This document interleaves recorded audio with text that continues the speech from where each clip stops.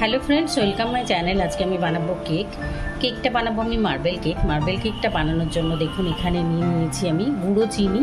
আর চিনিটা যখন গুঁড়ো করে নিয়েছি তখন এর মধ্যে আমি দিয়েছি ছোট এলাচ দুটো আর দিয়েছি দু টুকরো দারচিনি। যেহেতু মার্বেল কেক প্লাম কেক বানালে আমরা কিন্তু গরম মশলার ফ্লেভার দিয়েই বানাই, যার জন্য আমরা দারচিনির ফ্লেভারটা কেকের সঙ্গে খুব ভালো যায়, যার জন্য আমি দারচিনি দিয়েছি। চিনিটা গুঁড়ো করে নেওয়ার সময় এর মধ্যে দিয়ে দিচ্ছিলাম আমি, যাতে দারচিনিটাও খুব ভালোভাবে গুঁড়ো হয়ে যায়। আপনারা চাইলে এখানে ভ্যানিলা এসেন্স ইউজ করতে পারেন, আমি ভ্যানিলা এসেন্স ইউজ করবো না, যার জন্য এটা করেছি। আর এখানে নিয়েছি আমি সাদা তেল। আমি পরিমাণ কি কতটা নিয়েছি সেটা আমি আপনাদের বলে দেবো, ইনগ্রিডিয়েন্ট লিস্টটা আমি দিয়ে দেবো। এখন আমি এটাকে খুব ভালোভাবে চিনিটাকে আর অয়েলটাকে খুব ভালোভাবে মিলিয়ে নেব। তো এটাকে মেলানোর সঙ্গে সঙ্গে এর মধ্যে নিয়ে নেব আমি লিকুইড দুধ। আপনাদের কাছে যদি লিকুইড দুধ না থাকে তাহলে কোনো প্রবলেম নেই, আপনারা একটু গরম জলের মধ্যে মিল্ক পাউডার গুলে নিয়ে সেই দুধটাও ইউজ করতে পারবেন। তো আমি এখানে নিয়ে নিচ্ছি দুধটা।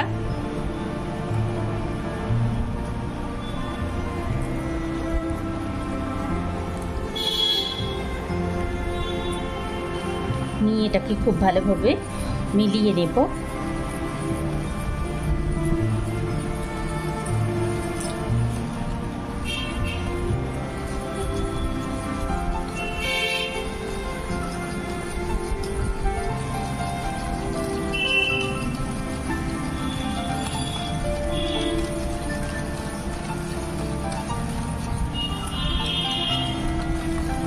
আর কেকের ব্যাটার তৈরি করার সময় কিন্তু একই দিকেই আপনাকে ঘোরাতে হবে, দোনো দিকে দুই পাশে করলে হবে না, একদিক থেকেই পুরো আপনাকে এরকমভাবে বারবার করে নিয়ে চিনিটা মেল্ট হওয়া পর্যন্ত আমি এটাকে ফেটিয়ে নেব।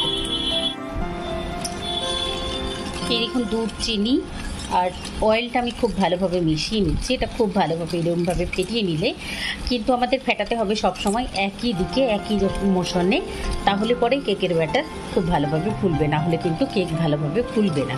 তো দেখুন আমি খুব ভালোভাবে মিলিয়ে নিয়েছি, আর মিলিয়ে নিলে এটা কিন্তু একটু গাঢ় হয়ে যাচ্ছে। তো এইটা দেখুন আপনারা কাছে থেকে দেখলে বুঝতে পারবেন যে লিকুইডটা একটু গাঢ় হয়ে যাচ্ছে। এবারে এর মধ্যে আমি চিনিটা যখন পুরোপুরি মিলে যাবে, আমরা বুঝতে পারবো যে চিনিটা পুরোপুরি মেল্ট হয়ে গেছে, তখন এর মধ্যে নিয়ে নেব আমি ময়দা। আপনারা যদি ময়দা দিয়ে করেন তাহলে অবশ্যই কেকটাকে 2 থেকে 3 বার ময়দাটা চেলে নেবেন, মানে এইরকম একটা স্টেনার নিয়ে 2 থেকে 3 বার স্টেন করে নেবেন। আর যদি আপনারা কেক ফ্লোর দিয়ে করেন, মানে প্রিমিক্স দিয়ে করেন, তাহলে তো কোনো ব্যাপার নাই, ইজিলি প্রিমিক্স ঢেলে করে নেবেন। তো আমি যেহেতু ময়দা দিয়ে করছি, তো আমি সমস্ত কিছু এই কাপের মাপে নিচ্ছি। আমি আপনাদের মাপগুলো বলে দেব। এই কাপের 1.5 কাপ নিয়ে নিলাম আমি এখন ময়দাটা আমি ওই স্টেনার দিয়ে 3 বার স্টেন করে নেব। আর দেব এর মধ্যে আমি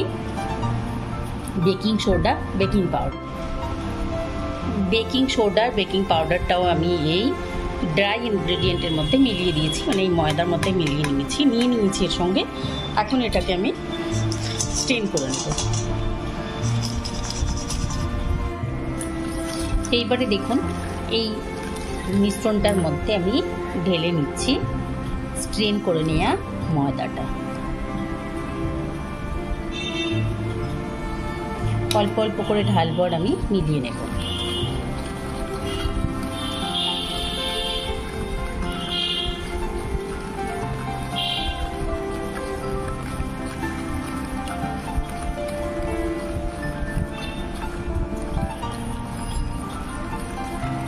এরপরেও যদি আমার মনে হয় যে না আর একটু দুধ লাগবে আমার, তাহলে আমি দুধ দেবো, কিন্তু এখন আমি প্রথমে ময়দাটা ঢেলে নিই, মিলিয়ে নিই।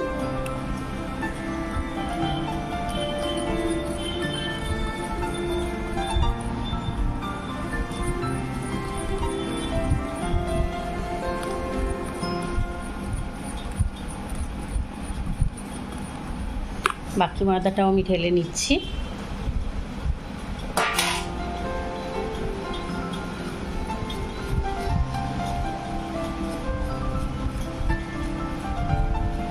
ঠিক একই রকমভাবে আমি পুরো ময়দাটা মিলিয়ে নেব।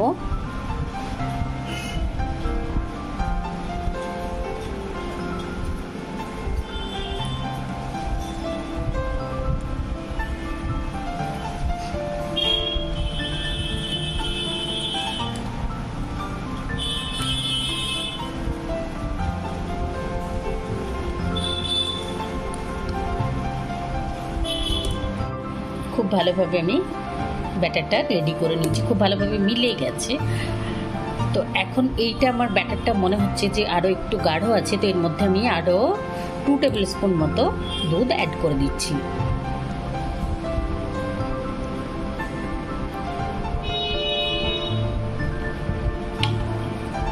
দুধটা অ্যাড করে এটাকে আমি আবারও মিলিয়ে নেব।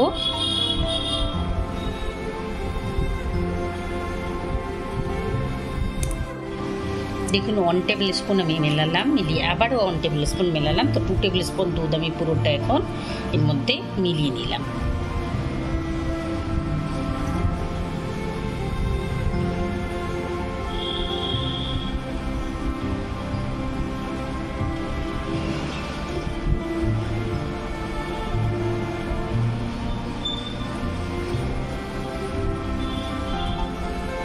দেখুন এবারের ব্যাটারের ঘনত্বটা আমার ঠিক আছে। এখন আমি এর মধ্যে, যেহেতু আমি এটা মার্বেল কেক করব, তো এর মধ্যে 2 বা 3টে কালার অ্যাড করা যায়। আমি কালার অ্যাড করব না, এর মধ্যে শুধু কোকো পাউডার অ্যাড করব। তো কোকো পাউডার অ্যাড করার জন্য আমরা এখান থেকে কিছুটা ব্যাটার আলাদা করে নিয়ে নেব, নিয়ে এর মধ্যে কোকো পাউডার অ্যাড করব।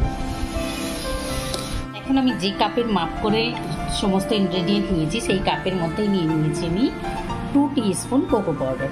2 টিস্পুন নিয়েছি আমি এখানে কোকো পাউডার। এখানে নিয়ে নিচ্ছি আমি 1 টেবিল স্পুন, 1.5 টেবিল স্পুন মতো নিলাম আমি এখানে দুধটা। এটাকে মিলিয়ে নেব। কোকো পাউডারটার মধ্যে দুধটা দিয়ে দিয়েছি, এখন আমি এটাকে খুব ভালোভাবে মিলিয়ে নেব।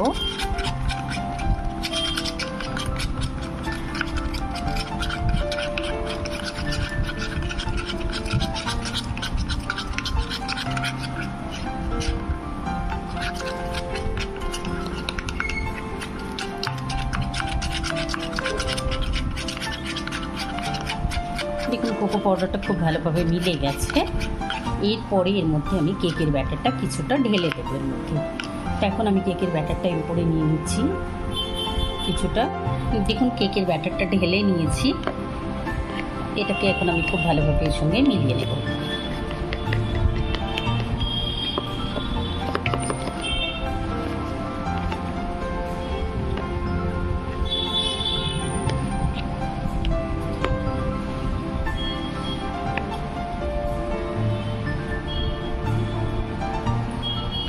ব্যাটারটা খুব ভালোভাবে নিয়ে এর মধ্যে মিলিয়ে নিয়েছি, কোকো পাউডারটার সঙ্গে মিশে গেছে।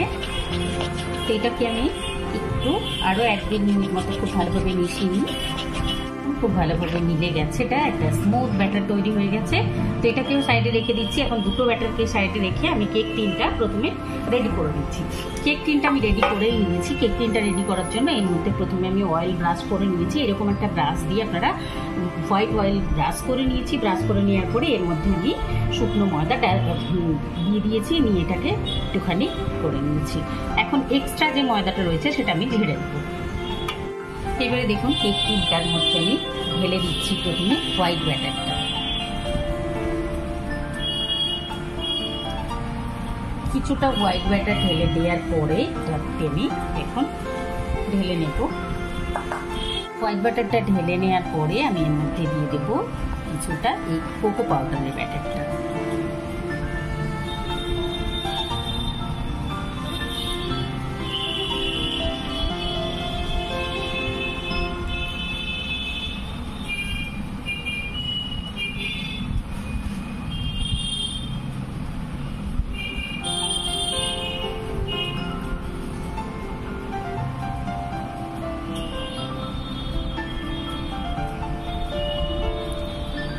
আবারও আমি দিয়ে নেব এর মধ্যে হোয়াইট ব্যাটারটা।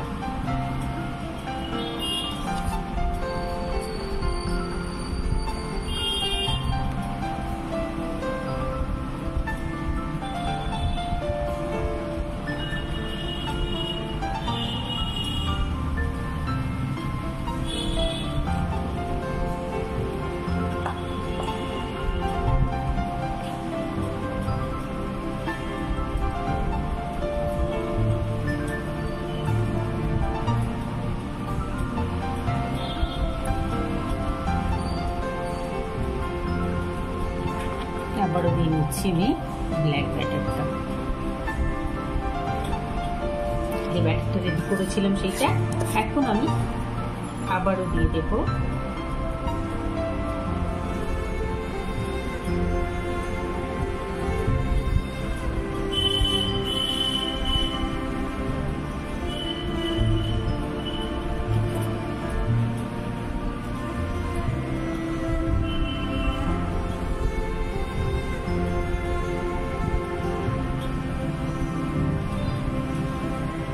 এই দেখুন কেকটাকে স্টিক করে নেওয়ার জন্য আমি নিয়েছি একটা কড়াইয়ের মধ্যে আমি নুন নিয়েছি। গ্যাসের ফ্লেমটা ফুল করে আমি এটাকে 10 মিনিট রেখে দিয়েছিলাম। তারপরে এর উপরে একটা লোহার স্ট্যান্ড রেখেছি। এখন ব্যাটারটা রেখে দিলাম। ব্যাটারটা রাখার আগে এটাকে আমি 2-3 বার ট্যাপ ট্যাপ করে নিয়েছি যেন উপরের বাবলসগুলো ফেটে যায়।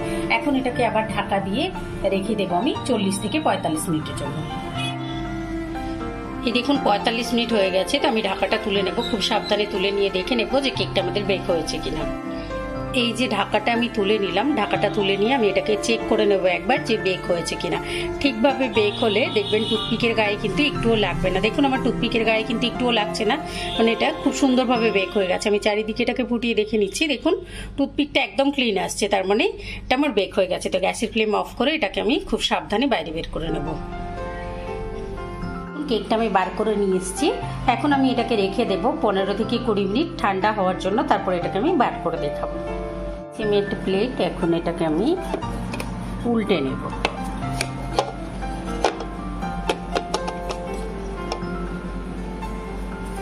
দেখুন বার করে নিলাম কেকটা। আর দেখুন কেক টিনটার মধ্যে কিন্তু একটুও লাগেনি, খুব সুন্দরভাবে বেরিয়ে যায়।